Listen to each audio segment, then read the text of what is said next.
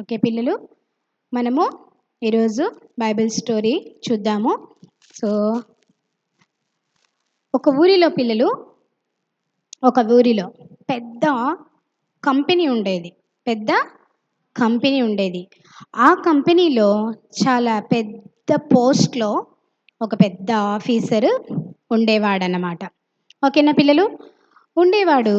అయితే ఆ యొక్క పెద్ద ఆఫీసరు ఆ యొక్క కంపెనీలో ఎవరెవరు ఎలా చేస్తున్నారు వర్క్ చూద్దాం అని చెప్పి వాళ్ళ అందరినీ ఒకసారి చూద్దామని చెప్పేసి, అయితే నేను ఇలానే వెళ్తే అందరూ కనుక్కుంటారు కదా.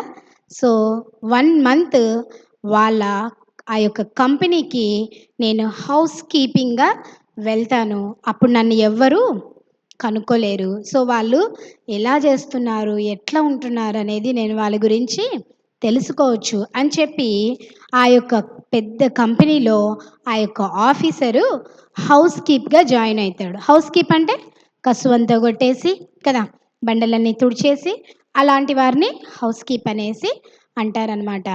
ఆ యొక్క పెద్ద ఆఫీసరు ఆ కంపెనీలో జాయిన్ అయినప్పుడు అందరూ విచిత్రంగా చూస్తుంటారు. ఎవరబ్బా ఆయన కొత్తగా ఉన్నాడు.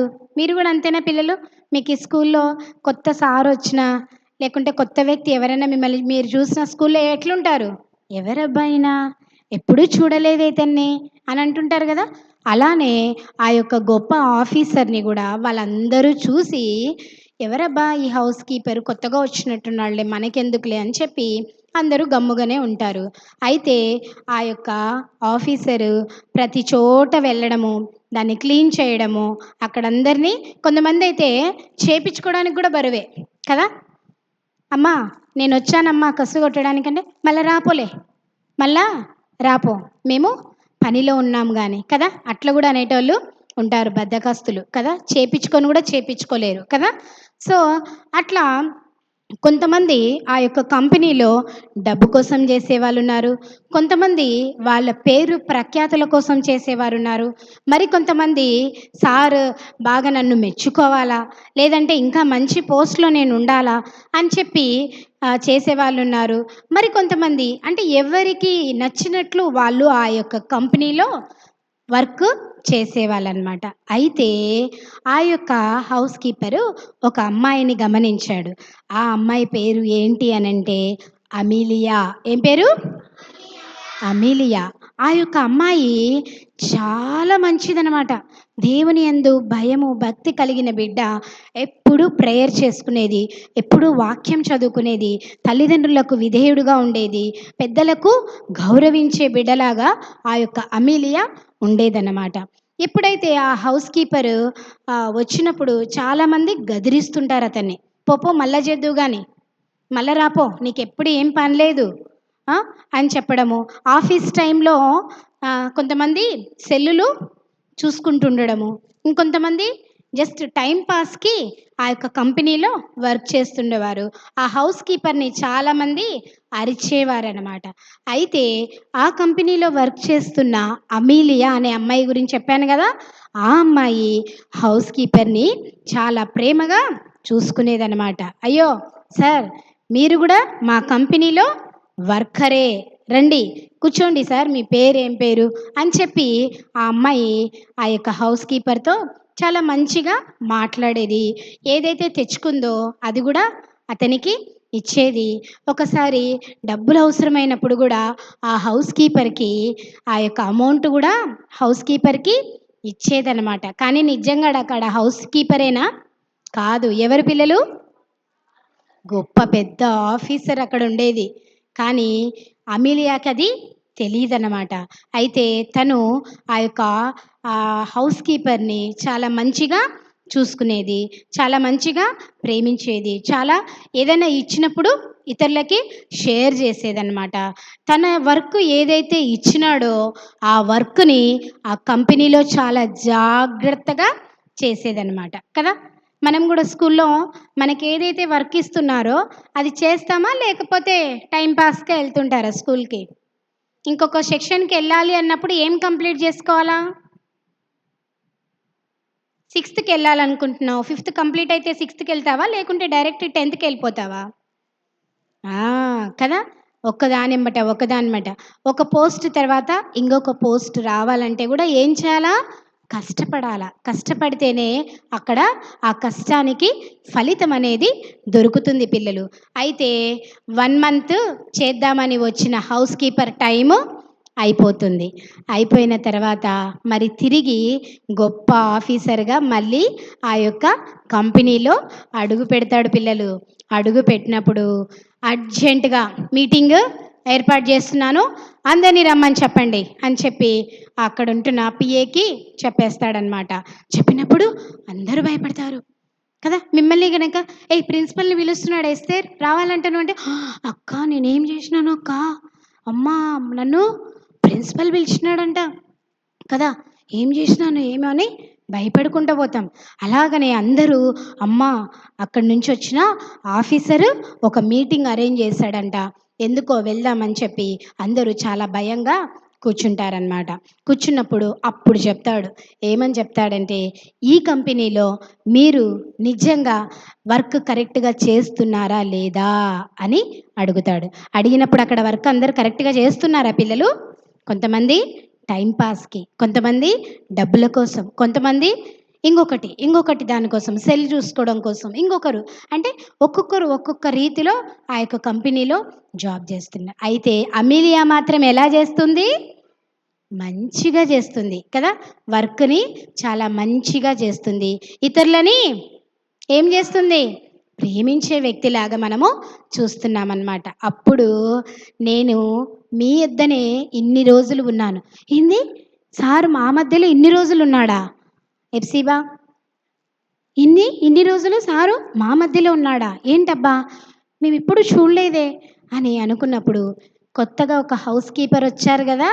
ఆ హౌస్ కీపర్‌ని నేనే అని చెప్పినప్పుడు అందరూ ఆశ్చర్యపోతారు. కొంతమంది గదిరిచ్చారు గదా! ఇంగ వాళ్ళకేమనిపిస్తుంటది? భయమేస్తుంటది కదా!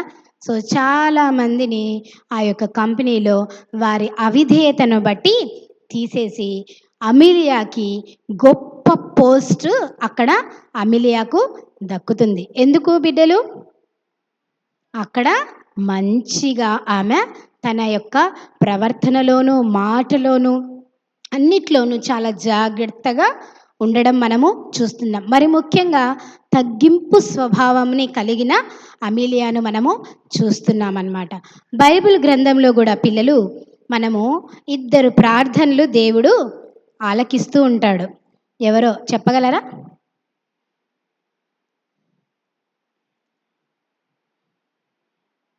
హ్మ్.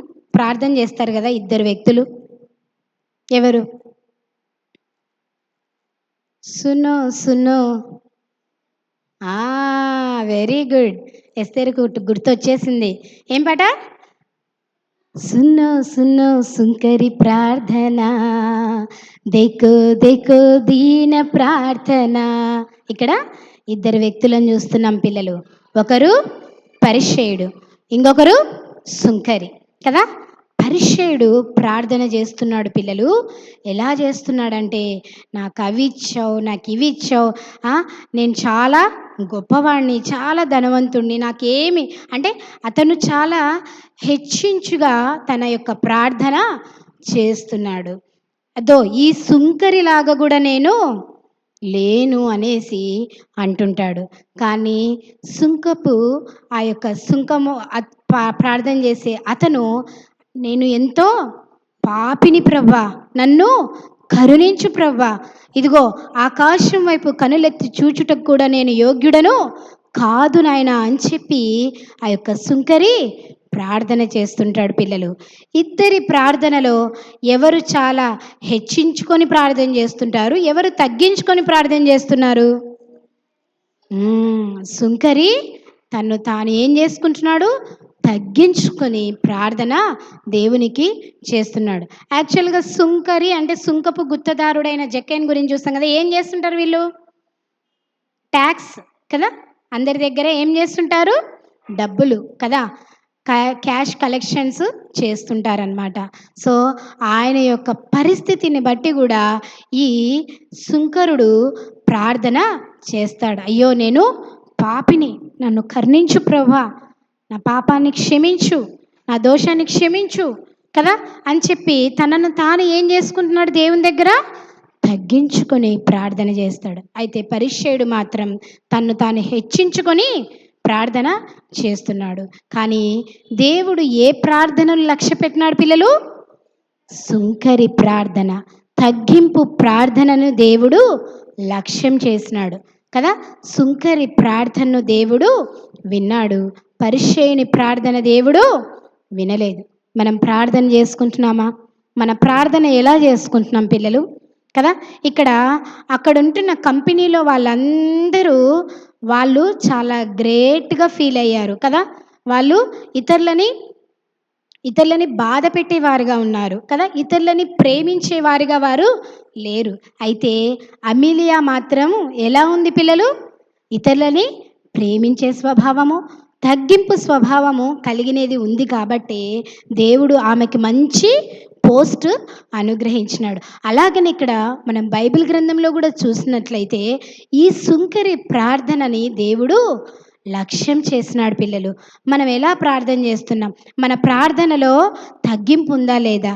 లేదంటే నాకు అవి ఉన్నాయి, నేను ఇవి ఉన్నాయి, లేదంటే నేను ఇంత పెద్ద ధనవంతురాల్ని, లేకపోతే నాకు వాళ్ళలాగా నేను లేను కదా, వాళ్ళకి ఇచ్చినలాగా నాకు లేదు, నేను చాలా గొప్పవాణ్ణి అని చెప్తే దేవుడు మన ప్రార్థనని ఆలకించడు. పిల్లలు, మనము కూడా సుంకరి వలె ప్రార్థనను మనము నేర్చుకోవాలా.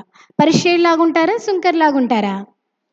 సుంకరిలాగా మనము మన ప్రార్థన ఉండాలి. పిల్లలు, తను తాను తగ్గించుకున్నవాడు హెచ్చింపబడును, తను తాను హెచ్చించుకున్నవాడు తగ్గింపబడును కదా. మీరు ఎక్కడికి వెళ్ళినను కూడా మనం ఏం చేయాలా? ఇతరులకి ఒబీడియంట్గా ఉండాలా. ఒబీడియంట్ అంటే విధేయత కలిగి మనము జీవించాలా. సో ఎక్కడైతే విధేయత అనేది ఉంటుందో పిల్లలు, అక్కడ ఆశీర్వాదం అనేది ఉంటుంది. ఎక్కడ అవిధేయత ఉంటుందో అక్కడ ఆశీర్వాదం ఇస్తాడా దేవుడు? ఇవ్వడు. పిల్లలు, ఎక్కడైతే విధేయతగా యథార్థంగా మనం ఉంటామో అప్పుడే దేవుడు మనల్ని, మన ప్రార్థనని ఆలకించి ఆశీర్వదించే దేవుడు అన్నమాట కదా. ఈ పాట వచ్చా పిల్లలు మరందరికీ? పాడండి చూద్దాం. సున్నో సున్నో సుంకరి ప్రార్థనా, देखो देखो दीन प्रार्थना, सुनो सुनो सुंकरी प्रार्थना, देखो देखो दीन प्रार्थना, తగ్గించుకున్న ఈ ప్రార్థన దేవునికి ఇష్టమైన ప్రార్థన, తగ్గించుకున్న ఈ ప్రార్థన దేవునికి ఇష్టమైన ప్రార్థన. సున్నో సున్నో సుంకరి ప్రార్థన, देखो देखो దీన ప్రార్థన, కన్నులెత్తి ఆకాశంబు వైపు చూడధైర్యము చాలలేదు, పాపినైన నన్ను కనికరించమనుచు సుంకరి ప్రార్థించెను, తగ్గించుకున్న ఈ ప్రార్థన దేవునికి ఇష్టమైన ప్రార్థన, తగ్గించుకున్న ఈ ప్రార్థన దేవునికి ఇష్టమైన ప్రార్థన. ఓకే పిల్లలు, మరి మనం ప్రార్థన చేసుకుందామా? కళ్ళు మూసుకోండి, ఒక చిన్న మాట ప్రార్థన చేసుకుందాం.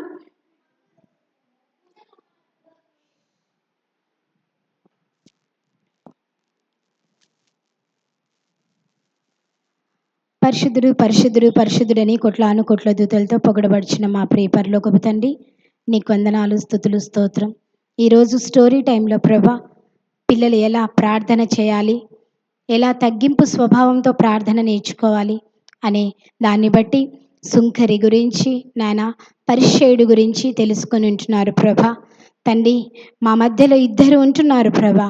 మేము ఎలా ఉంటున్నామో మమ్మల్ని మేము సరి చేసుకొని తగ్గింపు ప్రార్థన ప్రభా పిల్లలందరికీ మీరు నేర్పించమని తండ్రి, ఇదిగోనైనా సమయమును పోనీయక ప్రభా మేము సద్వినియోగం చేసుకున్నట్టుకు దేవా సహాయాన్ని అనుగ్రహించమని మమ్మల్ని అందరినీ నీ పాదాల చెంత సమర్పించుకుంటూ యేసు నామమున అడుగుచున్నాము తండ్రి. ఆమేన్.